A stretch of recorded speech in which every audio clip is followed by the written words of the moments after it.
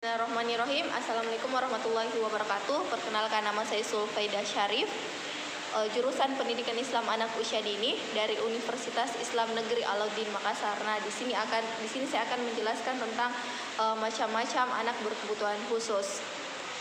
Baik, yang pertama itu ialah tunarungu. Jadi tunarungu itu seseorang yang tidak mampu mendengarkan suara. Nah, tunarungu ini terbagi menjadi dua. Yang pertama itu deaf, tuli, dan yang kedua itu low of hearing, kurang mendengar. Jadi tuli itu atau yang biasa disebut deaf itu indera pendengarannya itu sudah tidak berfungsi lagi. Sedangkan kalau low of hearing itu indera pendengarannya masih berfungsi tapi sudah tidak maksimal lagi atau sudah tidak seperti pada anak normal lainnya. Nah, ketika low of hearing ini kita ajak bicara, maka kita harus membesarkan suara kita entah itu 2 kali lipat atau 3 kali lipat dari ketika kita berbicara dengan anak normal lainnya.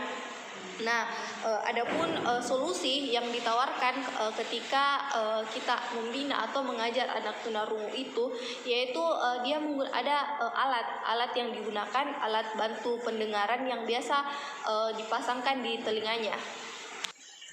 Baik, selanjutnya yang kedua itu tunanetra. Nah, di mana individu yang mengalami kerusakan atau hambatan pada organ matanya. Nah, jadi tunanetra ini juga dibagi menjadi dua, yaitu yang pertama kurang penglihatan. Nah, kurang penglihatan ini yang termasuk masih golongan ringan yang masih dapat melihat dan dibantu oleh kacamata minus, kacamata plus.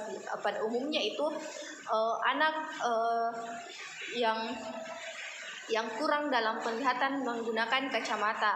Nah, tapi ketika dia tidak memakai kacamatanya, dia tidak mampu membaca dalam jarak jauh, atau ketika dia menulis pasti dia akan menggunakan jarak yang sangat dekat. Nah, sedangkan buta total dia sudah tidak bisa melihat sama sekali. Nah, jadi media yang digunakan itu dalam pembelajarannya yang pertama papan Braille atau dengan kita mendengarkan audio supaya dia paham seperti itu. Tapi yang pada umumnya supaya dia mengenal huruf, bagaimana sih bentuk huruf itu, pada umumnya dia menggunakan papan Braille. Nah, untuk anak tunanetra ini juga ketika dalam proses belajar mengajar, ruangan yang harus diperhatikan itu ruangannya harus terang, harus luas. Yang paling utama itu ruangannya harus terang, tidak boleh gelap. Yang ketiga, anak ADHD atau Attention Deficit Hyperactive, yang dimana mereka merupakan gangguan perilaku yang ditandai dengan adanya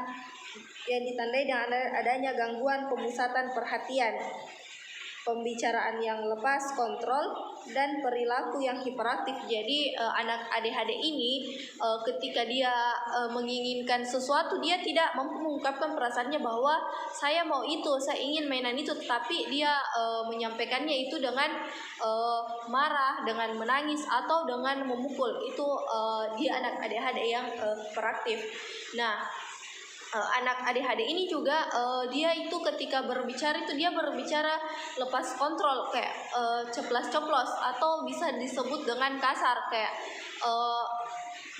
kalau kita tidak tahu bahwa dia anak ADHD, pasti kita berpikir bahwa anak ini kok bisa berkata seperti itu, padahal tidak dalam perkataan yang pantas oleh seusianya. Nah, anak ADHD ini juga dia sangat suka untuk memukul, dan ketika dia ingin dirinya merasa kurang perhatian dan dia ingin diperhatikan, maka dia akan mencari perhatian, atau dengan membuat onar, atau dengan memukul temannya kah, atau dengan hal apapun itu yang membuat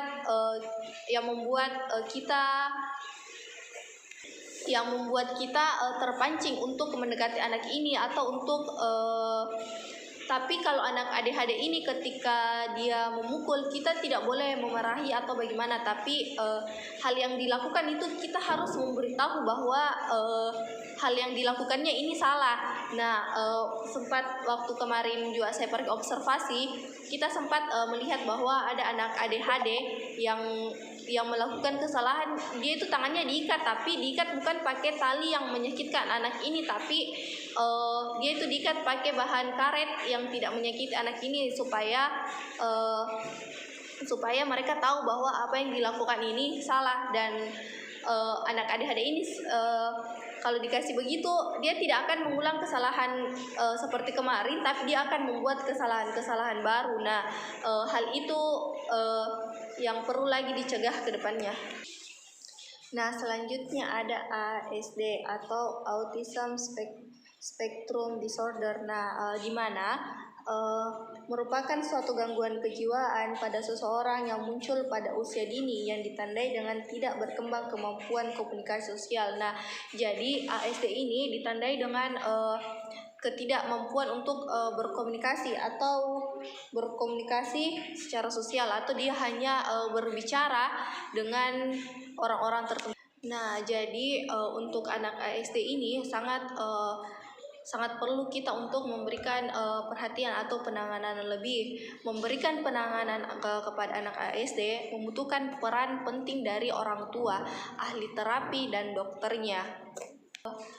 Dalam memberikan penanganan anak dengan ASD memerlukan berbagai layanan dan kerjasama dari beberapa pihak yang terlibat, yaitu orang tua, guru, terapis, dan layanan yang diperlukan. Adapun layanan-layanan yang diperlukan, yang pertama okupasi terapi untuk memberikan penanganan modifikasi perilaku. Yang kedua, terapi wicara diperlukan untuk mengembangkan kemampuan komunikasi.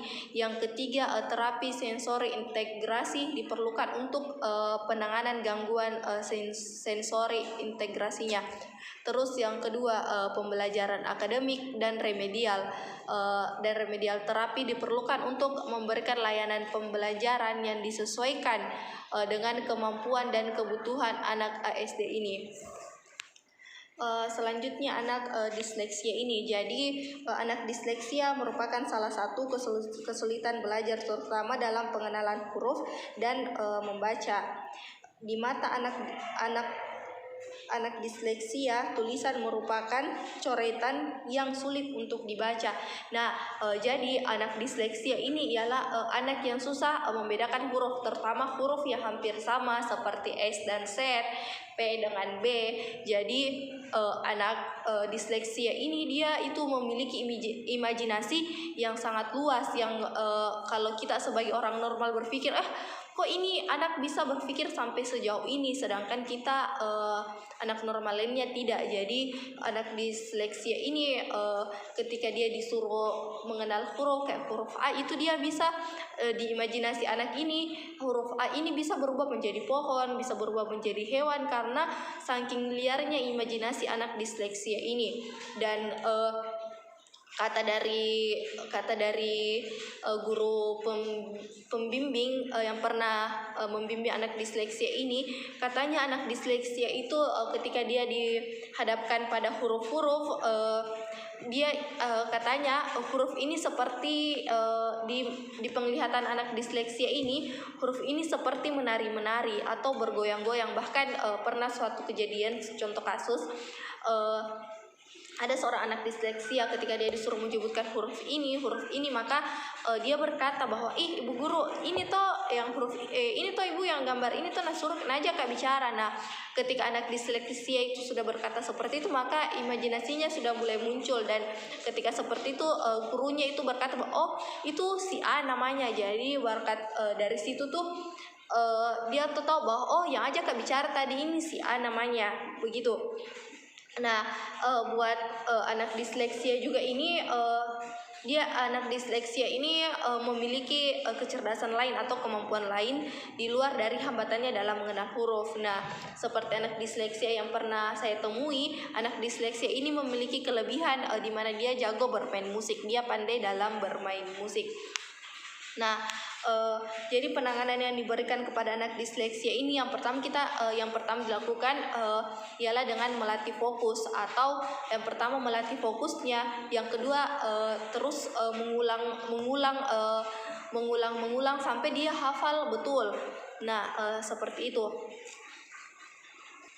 Terus di sini ada diskalkulia. Jadi diskalkulia dalam bahasa Yunani artinya ketidakmampuan berhitung. Anak yang mengalami diskalkulia akan tampak ketika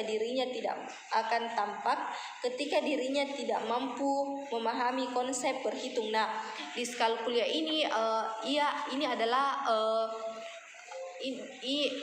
ia adalah anak yang berhambatan dalam mempelajari tentang berhitung. Dia tidak memahami tanda tambah, dia tidak memahami tanda kurang, tanda kali, tanda bagi, dan sebagainya. Jadi untuk anak ini juga penanganan yang diberikan itu ya pendekatan khusus, itu dengan ketika anak normal lainnya belajar contoh belajar 30 menit dalam sehari, maka anak diskalkulia ini dia membutuhkan waktu 2 kali lebih dibandingkan anak normal lainnya. Dan salah satu caranya juga dengan menggunakan media-media yang menarik, dan sering terjadi pengulangan yang dilakukan sehingga anak ini kayak betul-betul paham dan betul-betul memahami konsep dari matematika itu. Terus yang terakhir adalah disgrafia. Jadi disgrafia ini adalah anak normal dan disgrafia pada umumnya sama.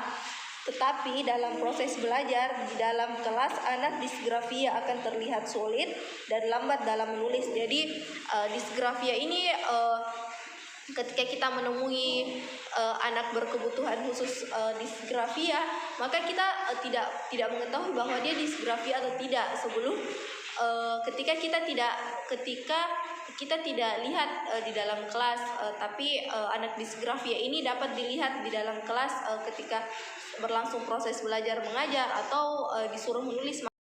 Baik, jadi strategi penanganan untuk anak disgrafia ini adalah pra sebelum menulis atau kegiatan yang dilakukan sebelum menulis, seperti itu cara memegang pensil, menyiapkan buku tulisnya, atau dengan cara posisi duduk yang benar ketika menulis. Nah, yang kedua itu menciplak tulisan.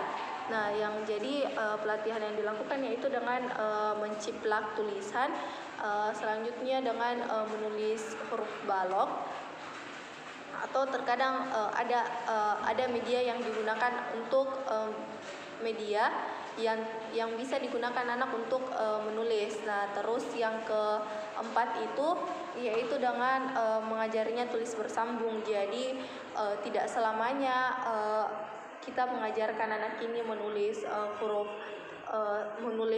menulis biasa, tapi perlu juga diajarkan untuk menulis tulisan bersambung.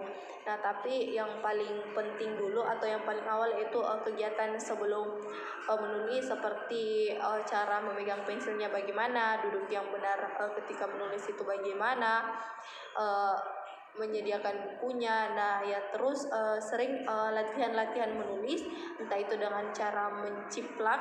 Nah, itu juga sangat bagus untuk anak disgrafia. Jadi cukup sekian yang dapat saya jelaskan. Lebih dan kurangnya mohon dimaafkan. Wabillahi taufiq wal hidayah. Wassalamualaikum warahmatullahi wabarakatuh.